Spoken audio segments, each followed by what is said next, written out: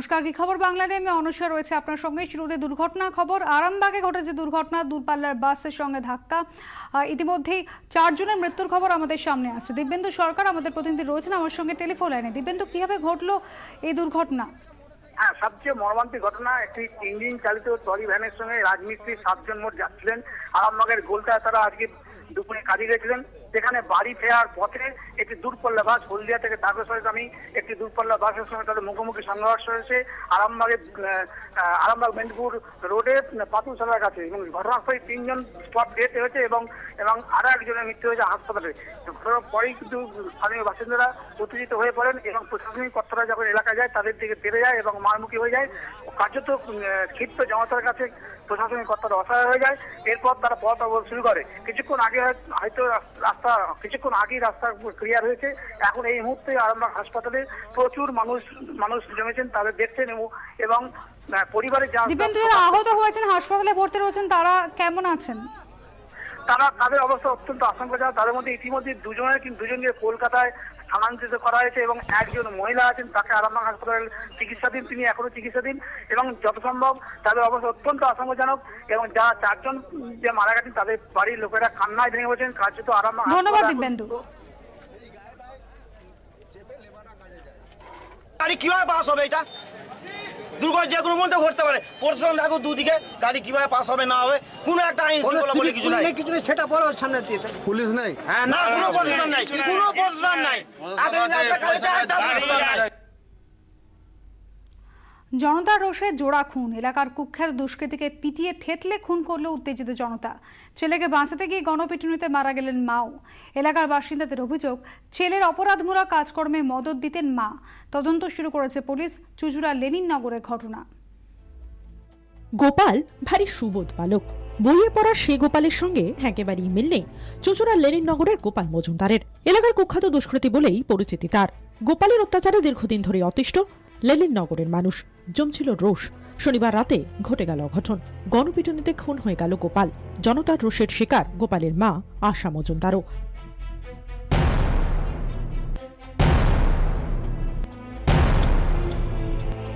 মাস 2 আগে জেল খেটে বাড়ি ফেরে গোপাল। তারপরও চলছিল কুকীর্তি। জমছিল এলাকার মানুষের ক্ষোভ। শনিবার রাতে বাড়ি ফেরে গোপাল। খেয়ে দিয়ে শুয়েও পড়ে।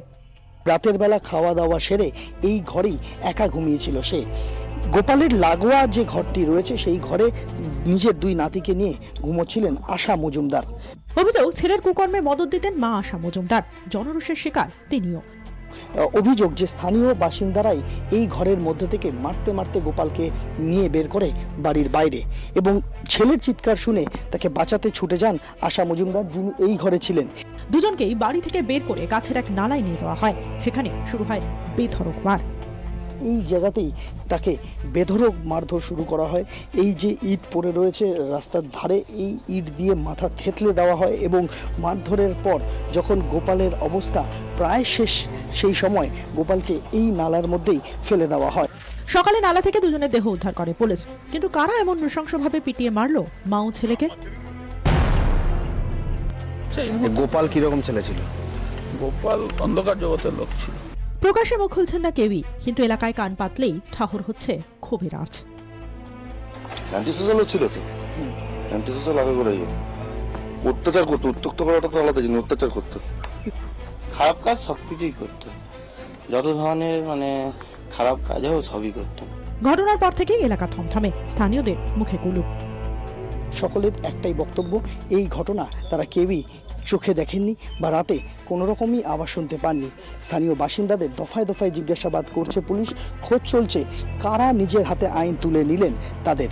24 ঘন্টার জন্য ক্যামেরায় মনোজ হাজরার সঙ্গে বিধান সরকার এবং সন্দীপ সরকার, চুঁচুড়া, হুগলি।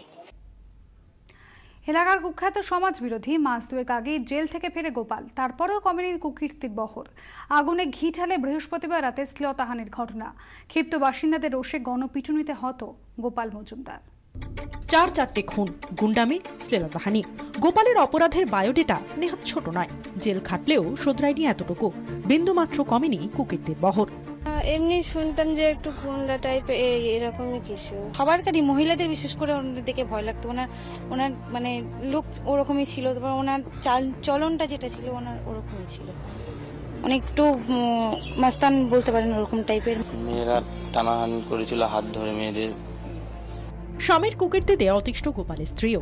ওকে মারো, ওকে মারো, ওকে মেরে শেষ করে দিক, আমি বেঁচে যাবো, কিন্তু আমার শাশুড়িকে মেরো না কেউ, কারণ আমার তিনটা বাচ্চা, আমার 3টা বাচ্চা কে দেখবে। লেলিনগরের মানুষের মনে ক্ষোভটা ছিলই। আগুনে ঘি পড়ে বৃহস্পতিবার রাতে। আকণ্ঠ মদ খেয়ে এলাকারই এক ব্যক্তির ঘরে ঢুকে পড়ে গোপাল। সে সময় ঘরে ছিলেন তাঁর স্ত্রী ও 4 মেয়ে। মহিলার ঘুম ভেঙে গেলে মাথায় বন্দুক ঠেকিয়ে তাকে মুখ বন্ধ করার হুমকি দেয়। এই বাড়ির মধ্যেই সে সময় ঢুকে পড়ে গোপাল এবং দরজা খোলা পেয়ে বাড়ির বাসিন্দা এক মহিলা সদস্য তার একেবারে বিছানার মধ্যে তার পাশে শুয়ে পড়ে এবং যখন ওই মহিলা টের পান সে সময় তার মাথায় আগ্নেয়াস্ত্র ঠেকিয়ে তাকে চুপ থাকতে বাধ্য করা হয় বলে অভিযোগ। এখানেই থামেনি গোপালের কুকীর্তি। মহিলার মেয়ের মাথায় বন্দুক ধরে রীতিমতো শ্লীলতাহানি করে। মাকে বলছে একদম চেল্লাবে না মামি, বাইরে পুলিশ দাঁড়িয়ে আছে, তাই আমি তোমাদের ঘরে ঢুকে গেছি। আমার মাকে বলছে মামি একটু দেখে আসো তো বাইরে পুলিশ আছে নাকি। বলছে আমি যাবো না, তুমি যাও। বলছে তারপর আমার মেজদি বলছে আমি যাচ্ছি। তারপর ও গেছে, ওর সাথে সাথে ওই লোকটাও বেরিয়ে গেছে। এরপরই ক্ষিপ্ত বাসিন্দাদের তাড়নায় চম্পট দেয় গোপাল। রাতে বাড়ি ফিরতেই তার উপর চড়াও হন এলাকার মানুষ। শুরু হয় গণপিটুনি। অপরাধের রেকর্ড থাকলেও এই ঘটনায় আইন হাতে তুলে নেওয়ার কড়া নিন্দা করছেন এলাকার বিধায়ক অসিত মজুমদার। সাপে কামড়ায় কখন বলুন তো? সাপ তো এমনিতে কামড়ায় না। সাপ যখন ভয় পায় যে আমাকে কেউ মারতে পারে তখনই সাপ ছোবল মারে। এক্ষেত্রেও সেরকম কিছু ঘটেছে, এটা প্রশাসন দেখছে। ঘটনার তদন্ত শুরু করেছে পুলিশ। 24 ঘন্টার জন্য ক্যামেরায় মনোজ হাজরার সঙ্গে বিধান সরকার এবং সন্দীপ সরকার, চুচুড়া, হুগলি। শহর থেকে শহরতলি ছাড়িয়ে এবার জেলাতেও ডেবিট কার্ড জালিয়াতির অভিযোগ। বেলডাঙ্গায় পুরো ইঞ্জিনিয়ারের অ্যাকাউন্ট থেকে উধাও 45,000 টাকা। টাকা হাতানোর অভিযোগ সালার, কুমারগঞ্জ এবং দেগঙ্গাতেও। দেশ জুড়ে ডেবিট কার্ড হ্যাক হওয়ার খবর, তার মধ্যেই জেলায় জেলায় এটিএম কার্ড জালিয়াতির অভিযোগ। বেলডাঙ্গায় পুরো ইঞ্জিনিয়ার সুধাকর মণ্ডল ব্যাংক অ্যাকাউন্টের ব্যালেন্স চেক করতে গিয়ে তাঁর মাথায় হাত। এটিএমে দেখছি যে 3,392 টাকা আর অ্যাকাউন্টে পড়ে আছে। মোট 45,000 টাকা খোয়া গিয়েছে। বেলু শেখেরও হঠাৎ করে ব্যাংক অ্যাকাউন্ট থেকে 67,000 টাকা উধাও। দিন কয়েক আগেই ব্যাংকের প্রতিনিধি পরিচয় দিয়ে তার থেকে কার্ডের তথ্য জেনে নেওয়া হয়। সিং এর দোকানে পারচেজ হয়েছে 49,950 টাকা। তারপরে ওখান থেকে চলে গেছে নাকুরতলা এটিএম, ওখান থেকে 20-40,000 টাকা উঠেছে। তারপরের দিন কানাডা ব্যাংক, ওখান থেকে 10 করে 40,000 উঠেছে। দক্ষিণ দিনাজপুরের কুমারগঞ্জের অবসরপ্রাপ্ত স্কুল শিক্ষকের কাছেও ফোন আসে ব্যাংকের নাম করে। অ্যাকাউন্টের তথ্য নিয়ে একটি নতুন পিন নম্বরও তাকে দেয় জালিয়াতরা। এরপরই তার অ্যাকাউন্ট থেকেও গায়েব 80,000 টাকা। টাকা তুলতে গেল, যায় দেখেছে টাকা নেই। কত টাকা? প্রায় 80,000।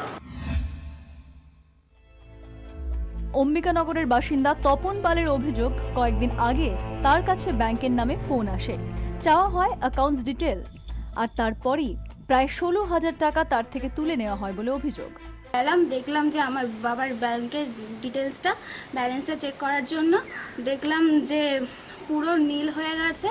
একদিকে জালিয়াতির অভিযোগ, অন্যদিকে ব্যাংকের নাম করে ভুয়ো ফোন।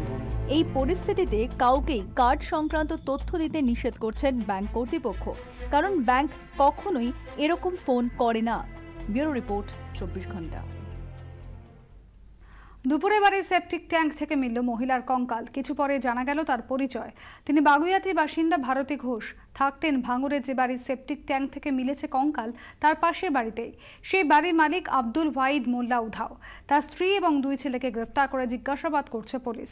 কিভাবে মৃত্যু মহিলার তা নিয়ে শুরু হয়েছে তদন্ত।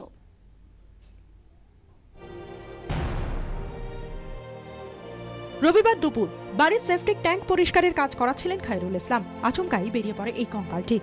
তড়িঘড়ি ঘটনাস্থলে পৌঁছয় পুলিশ। পেলভিক বোন দেখে পুলিশের ধারণা হয় কঙ্কালটি কোনো মহিলার। 1.5 থেকে 2 মাস আগেই যার মৃত্যু হয়েছে। শুরু হয় তদন্ত। কয়েক ঘন্টার মধ্যে সামনে আসে পরিচয়। জানা যায় কঙ্কালটি বছর 54 ভারতী ঘোষের। ভারতী ঘোষের বাড়ি বাগুইয়াটি দেশবন্ধু নগরে। স্বামীর সঙ্গে বিচ্ছেদের পর সাতরিয়ায় খায়রুলের প্রতিবেশী ওয়াহিদ মোল্লার বাড়িতে থাকতেন ভারতী। তার সুদে টাকা খাটানোর ব্যবসা ছিল। পুলিশ খোঁজ শুরু করতেই বেপাত্তা হয়ে যায় আব্দুল ওয়াহিদ মোল্লা। তার 2 স্ত্রী ও ছেলেকে গ্রেফতার করেছে পুলিশ। পুলিশি জেরার মুখে 3 জনের দাবি, পাড়া প্রতিবেশীদের অনেকেই চড়া সুদে টাকা ধার দিতেন ভারতে। প্রচুর টাকা এভাবে ধার দিলেও তা ফেরত পাচ্ছিলেন না। তারপর থেকেই তিনি মানসিক অবসাদে ভুগছিলেন। 13 আগস্ট বিষ খেয়ে আত্মহত্যা করেন ভারতে। ভয় পেয়ে গিয়ে তাঁর দেহ খৈরুলের সেপটিক ট্যাঙ্কে ফেলে দেন তারা। 3 জনকেই আপাতত গ্রেফতার করেছে পুলিশ।